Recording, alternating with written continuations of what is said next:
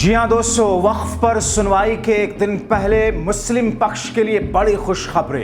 नए chief justice of India Gavai का बड़ा ऐलान। बौखला गई सरकार, विपक्ष करेगा बार बार।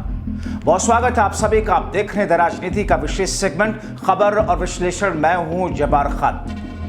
दोस्तों, आखिर वक्फ कानून की सुनवाई के एक दिन पहले ऐसी कौन सी स्थिति आ गई जिसके बुनियाद पर मुस्लिम पक्ष और वक्फ कानून का विरोध करने वाले लोग एक तरीके से जश्न मनाने लगे। आखिर नए चीफ जस्टिस ऑफ इंडिया जो कि शपथ लेने जा रहे हैं 14 मई को, उन्होंने ऐसा कौन सा ऐलान कर दिया जिसके बुनियाद पर यह कहा जा रहा है कि वक्फ का काला कानून कथित तौर पर अब ये पूरा का पूरा रद्द कर दिया जाएगा। आखिर नए चीफ जस्टिस बनने वाले बी.आर. गवई ने ऐसे कौन से संकेत दिए जिसकी चर्चा हर तरफ इस वक्त है, मगर उनका वो कौन सा ऐलान है जिसकी बुनियाद पर माना यह जा रहा है कि सत्ता पक्ष एक तरीके से चिंतित नजर आने लगा। विस्तार से आपको बताते हैं दोस्तों, अंत तक इस वीडियो को जरूर देखें। दोस्तों, वक्फ कानून पर सुनवाई का समय नजदीक आ रहा है, यानी कि 15 मई को दोबारा से सुनवाई होने जा रही है। ठीक वहां से जहां पर जस्टिस संजीव खन्ना ने उस सुनवाई को छोड़ा था, और उससे पहले उन्होंने एक तरीके से अंतरिम आदेश दिया था कि 3 बिंदुओं को उन्होंने रोक दिया था मोदी सरकार के जरिए वक्फ में जोड़े गए उन बिंदुओं को। अब जस्टिस बी.आर. गवई जो कि 14 मई को चीफ जस्टिस ऑफ इंडिया की शपथ लेने जा रहे हैं, 15 तारीख को सुप्रीम कोर्ट पर वक्फ मामले पर सुनवाई है, और इस बीच में उनका एक बड़ा ऐलान आ जाता है। उस बड़े ऐलान की चर्चा न सिर्फ देश के अंदर बल्कि विश्व के अंदर इस वक्त जोरों से चल रही है। कहा यह जा रहा है भारतीय जनता पार्टी का खेमा, सत्ता पक्ष चिंतित नजर आ रहा है, घबराया हुआ नजर आ रहा है। दोस्तों, जस्टिस गवई ने शपथ लेने से पहले जो ऐलान किया वो दर्शाता है कि भारतीय न्याय व्यवस्था में सुप्रीम कोर्ट के सर्वोच्च पद पर पहुंचने के बाद जस्टिस गवई न सरकार की सुनने वाले हैं न किसी और की। वो सिर्फ संविधान के दायरे में अपने विवेक के आधार पर ही सारे फैसले सुनाने जा रहे हैं, क्योंकि उनका ऐलान इसी तरफ इशारा करता है। उनका ऐलान क्या है आपको बताऊंगा, मगर उससे पहले आपको यह सच जानना जरूरी है। दोस्तों, वैसे तो हमारी न्यायिक व्यवस्था में ऐसी ही धारणा है और ऐसी ही परंपरा है, मगर कई सारे फैसलों पर जो कि लोअर कोर्ट से लेकर के सर्वोच्च अदालत तक के फैसलों पर जनता द्वारा उठाए गए सवाल जजों की निष्पक्षता को कई बार कटघरे में खड़े करने की कोशिश करते नजर आए, और कई बार खड़े हुए भी हैं। कई सारी मिसालें भी हैं आपके सामने। कानूनी और राजनीतिक जानकारी बताते हैं कि दरअसल कई बार जजों को रिटायरमेंट के बाद सरकार के स्पेशल पैकेज चाहिए होते हैं, या सरकार अपने हिसाब से फैसलों में फेवर के लिए कई बार जजेस को रिटायरमेंट के स्पेशल पैकेज के संकेत के तौर पर उनसे व्यवहार करती है, और इसीलिए कई बार जजों के फैसलों पर सवाल उठते हैं। यानी कि दोस्तों, आप देखें उठा करके जस्टिस गोगोई जी, जिनके ऊपर एक महिला ने शारीरिक दुष्कर्म का आरोप लगाया था, किस तरीके से उत्पीड़न का आरोप लगाया था, वही जस्टिस गोगोई चीफ जस्टिस थे उस वक्त जिन्होंने राम मंदिर और अयोध्या का फैसला दिया था। उनको सुप्रीम कोर्ट के चीफ जस्टिस से रिटायरमेंट के बाद में भारतीय जनता पार्टी की मोदी सरकार राज्यसभा भेज देती है। कई सारे ऐसे चीफ जस्टिस के नाम है, मैं आपको कितने नाम बताऊं दोस्तों। और ये बात सिर्फ किसी एक सरकार के साथ नहीं, लगभग सभी सरकारें ऐसे करती आई। मगर दोस्तों, जस्टिस बी.आर. गवई ने अपने शपथ से पहले साफ साफ ऐलान कर दिया कि रिटायरमेंट के बाद उनको कोई भी पद मिले वो किसी पद को स्वीकार नहीं करेंगे, किसी पद पर नहीं रहेंगे, उनको किसी तरीके का कोई पद नहीं चाहिए, ना ही उनको किसी पद की लालच है। मतलब बहुत साफ इशारा है, ऐलान है कि हर केस को संविधान के दायरे में ठोक बजा करके बिना ये देखे कि पक्ष में कौन है विपक्ष में कौन है, उनके सारे फैसले होने जा रहे हैं दोस्तों। अब दोस्तों, वक्फ कानून का काला कानून जिसे बताया जाता है, कथित तौर पर उसे लोग काला कानून कहते हैं। इस सरकार द्वारा संविधान के खिलाफ इसे बताते हुए लोग ये उम्मीद कर रहे हैं कि वक्फ का कानून पूर्ण रूप से रद्द होने जा रहा है। लोग ये उम्मीद कर रहे हैं कि जस्टिस बी.आर. गवई जो कि 14 मई को चीफ जस्टिस की शपथ लेंगे, उनका ऐलान दरअसल ऐसे लोगों की उम्मीदें बढ़ा रहा है और उनमें एक तरीके से जश्न का माहौल पैदा हो रहा है। अभी से खुशियां मना रहे हैं वो लोग। जस्टिस संजीव खन्ना द्वारा वक्फ फैसले को आगे बढ़ाते हुए अब वो कह रहे हैं, ऐसे लोग जो कि वक्फ के कानून का विरोध करते हैं, जो कि मुस्लिम पक्ष है, विपक्षी पक्ष है और कई सारे लोग हैं, कई सारा समूह है जो ये कहते हैं कि जस्टिस गवई जो कि वक्फ पर सुनवाई से पहले 14 मई को शपथ लेने जा रहे हैं, वो इसे पूर्ण रूप से सुनवाई के बाद रद्द करेंगे। ये उम्मीद है ऐसे लोगों को कि जस्टिस बी.आर. गवई ने जब ऐलान किया दोस्तों। हालांकि दोस्तों ये तो तय होगा कि जब वक्फ के मामले पर कानून पर सुनवाई फिर से शुरू होगी 15 तारीख को, क्या स्पष्टता उस पर आती है वो तभी तय होगा। मगर अभी से मुस्लिम पक्ष एक तरीके से खुशखबरी के तौर पर इसे देख रहा है। दोस्तों जस्टिस गवई ने कई सारे महत्वपूर्ण और विवादास्पद मामलों में फैसले सुनाए हैं। उन्होंने न्यूज क्लिक के संस्थापक संपादक प्रबीर प्रकाश और दिल्ली के उप मुख्यमंत्री मनीष सिसोदिया के मामले में भी मनमानी गिरफ्तारी के खिलाफ प्रक्रियात्मक सुरक्षा स्थापित की। नवंबर 2024 में उनके अध्यक्षता वाली पीठ ने बिना उचित प्रक्रिया के नागरिकों की संपत्ति को ध्वस्त करने को कानून के शासन के खिलाफ बताया।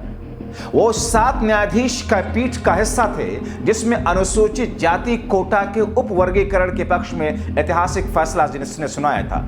उन्होंने अपनी अलग राय में कहा था कि कोटा विभाजन का विरोध करने वाले अनुसूचित जाति समूहों का रवैया उच्च जातियों द्वारा अनुसूचित जातियों के साथ किए गए भेदभाव जैसा है। दोस्तों जस्टिस बी.आर. गवई ने फरवरी 2023 में इलेक्टोरल बॉन्ड योजना को रद्द करने और दिसंबर 2023 में जम्मू कश्मीर को विशेष दर्जा देने वाले धारा 370 को अनुच्छेद 370 को रद्द करने के केंद्र के फैसले को बरकरार रखने वाली संविधान पीठ में भी महत्वपूर्ण भूमिका इन्होंने निभाई थी। यानी कि जस्टिस बी.आर. गवई ने ऐसे ऐसे महत्वपूर्ण फैसले दिए हैं, ऐसे ऐसे विवादास्पद मामलों की सुनवाई की है जिसको लेकर के देश में और विदेश में चर्चाएं हुई।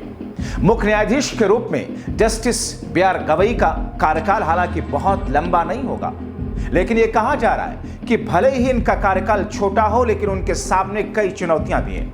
वैसे समय में पदभार ग्रहण कर रहे हैं जब न्यायपालिका विश्वसनीयता के संकट से जूझ रही है। 2 मौजूदा हाईकोर्ट जजेस, इलाहाबाद हाईकोर्ट के जज जस्टिस शेखर और पूर्व दिल्ली हाईकोर्ट के जज यशवंत वर्मा के खिलाफ महाभियोग की कार्रवाई की चर्चा है। सीजेआई बनते ही यानी कि चीफ जस्टिस ऑफ इंडिया बनते ही 15 मई को वक्फ अधिनियम में विवादास्पद संशोधनों को चुनौती देने वाले महत्वपूर्ण मामलों की वो सुनवाई करने जा रहे हैं दोस्तों। और यही वो सबसे बड़ा मुद्दा है इनके चीफ जस्टिस बनने के बाद में जिस पर लोगों की निगाहें टिकी हैं। जस्टिस गवई ने अक्सर संविधान की भावना को याद करते हुए कहा कि उनकी सफलता का श्रेय डॉक्टर अंबेडकर के प्रयासों को जाता है। अप्रैल 2024 में एक भाषण में उन्होंने कहा था, यह केवल डॉक्टर अंबेडकर की वजह से है कि मैं जो एक अर्ध झुग्गी क्षेत्र के नगरपालिका स्कूल में पढ़ा इस मुकाम तक पहुंच सका। उनके जय भीम के नारे के साथ उन्होंने अपना संबोधन समाप्त करने पर श्रोताओं ने खड़े होकर के तालियां बजाई थी दोस्तों जब इनका संबोधन हुआ था। जस्टिस गवई का कमलताई इनकी माता का नाम है।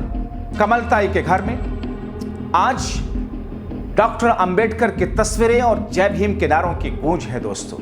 उनकी मां कहती हैं, मुझे दिल्ली में अपने बेटे के शपथ ग्रहण में जरूर जाना चाहिए, है ना? वो पूछती हैं। उनकी आंखों में गर्व और उम्मीद की साफ झलकती है। दोस्तों अमरावती में के कांग्रेस नगर इलाके में कमलताई का घर, जिसकी दीवारें डॉक्टर अंबेडकर की तस्वीरों से सजी हैं। खुशी और गर्व से भरा हुआ माहौल।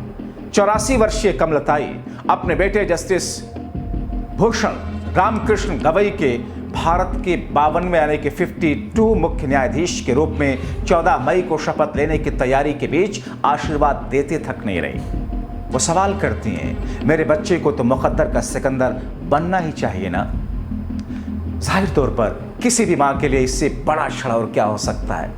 दोस्तों 24 नवंबर 1960 को जन्मे जस्टिस गवई 3 भाई बहनों में सबसे बड़े हैं। उनके पिता रामकृष्ण सूर्यभान गवई जिन्हें उनके अनुयायी दादा साहब कहते थे, Republican party of India Gavai के संस्थापक थे। अमरावती से लोकसभा सांसद रहे। 2006 से 2011 तक बिहार, सिक्किम, केरला के राज्यपाल रहे। कमलताई बताती हैं कि सामाजिक कार्यों में व्यस्त रहने वाले उनके पति को चिंता थी कि उनके बच्चे राजनेताओं के बच्चों की तरह बिगड़ न जाए, इसलिए उन्होंने बच्चों की परवरिश की जिम्मेदारी संभाली। भूषण सबसे बड़े बेटे होने के नाते कम उम्र में ही परिपक्व हो गए। वो घर के कामों में मां की मदद करते, जैसे खाना बनाना, बर्तन धोना, खेतों में काम करना, देर रात बोरवेल से पानी निकालना। कमलताई जो कि एक पूर्व स्कूल टीचर हैं, उनके लिए ये एक ऐतिहासिक पल है। उनके बेटे जस्टिस गवई दलित समुदाय से भारत के सीजेआई बनने वाले केवल दूसरे व्यक्ति होंगे। इससे पहले साल 2007 में जस्टिस के.जी. बालाकृष्णन पहले दलित मुख्य न्यायाधीश बने थे। जस्टिस गवई का कार्यकाल 6 महीने का होगा, जो कि 23 नवंबर को समाप्त होगा। दोस्तों जस्टिस गवई की यात्रा न केवल उनके परिवार बल्कि पूरे समाज के लिए प्रेरणा देती है।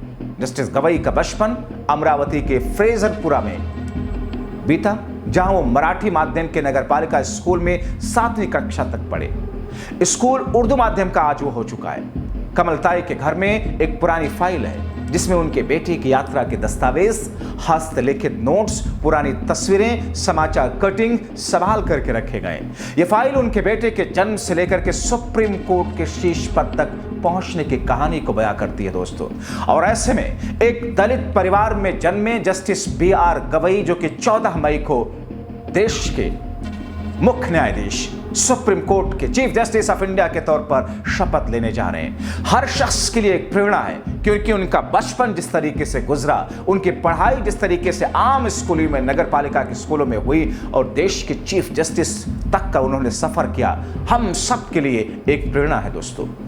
अब ऐसे में मुस्लिम पक्ष खुश है कि जस्टिस B.R. गवई, जिन्होंने ऐलान कर दिया कि रिटायरमेंट के बाद उन्हें कोई पद नहीं चाहिए, नहीं लालच है, नहीं कोई पद ग्रहण करेंगे, ऐसे में मुस्लिम पक्ष और कई सारे लोग, कई सारा समूह ये मान करके चल रहा है कि वक्फ कानून, जिसे ये पक्ष विरोध करने वाले वक्फ का इसे कहते हैं कि संविधान के खिलाफ है, उनकी उम्मीदें बढ़ी हैं कि साहब ये खुशखबरी का पल है जस्टिस गवई का ऐलान करना, जिससे उनकी उम्मीदें बढ़ी हैं कि साहब ये कानून तो रद्द होगा सुप्रीम कोर्ट में। आप क्या सोचते हैं? अपनी राय कमेंट बॉक्स में जरूर लिखें। बहुत शुक्रिया।